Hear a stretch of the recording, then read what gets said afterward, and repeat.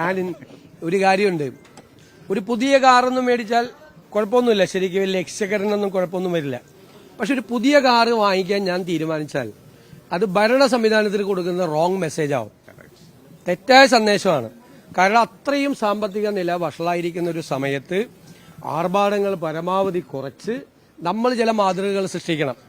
അപ്പോൾ ഉള്ള കാറ് അത് ഉപയോഗിക്കും. ഏത് കാറാണെന്ന് വെച്ചാൽ അതിന്റെ കളറൊന്നും നോക്കില്ല, ഏത് കാറാണ് എന്ന് വെച്ചാൽ നമുക്ക് അവൈലബിൾ ആയിട്ടുള്ളത്. ഇപ്പൊ തൽക്കാലം കാറൊന്നും പുതിയതൊന്നും വേണം.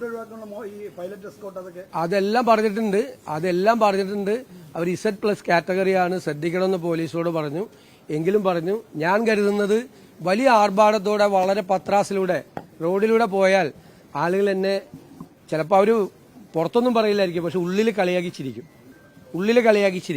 അതിന്റെ അത്രയൊന്നും ആയിട്ടില്ല ഞാൻ. അപ്പോൾ അത് ഏറ്റവും ലളിതമായി ഏറ്റവും കുറച്ച് ചെയ്യണമെന്ന് അവരോട് പറഞ്ഞിട്ടുണ്ട്.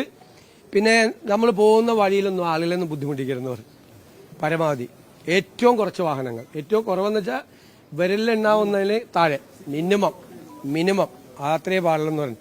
അത് ഒന്നും ഉണ്ടായിട്ടല്ല, ഞാൻ ഇതിനു മുമ്പ് പോയവരെ ഒന്നും പരിഹസിക്കൊന്നുമല്ല, അതൊന്നുമല്ല. അവർക്കൊക്കെ എൻ്റെ ആവശ്യമുണ്ടായിരുന്നു, എനിക്ക് എൻ്റെ ആവശ്യമില്ല. 1. 2, നമ്മൾ ഇത്തരം ഘട്ടങ്ങളിൽ നമ്മൾ ചിലപ്പോൾ മുകളിൽ ഇരിക്കുന്നവർ അല്ലേ കൊടുക്കുന്ന സന്ദേശങ്ങളുണ്ട്.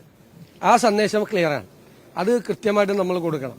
നമ്മൾ പത്രാസും ആർഭാടവും കാണിച്ചാൽ നമ്മുടെ താഴെയുള്ളവർ മുഴുവൻ കാണിക്കും. അതിനുള്ള ശേഷി കേരളത്തിലെ ഖജനാവിനില്ല.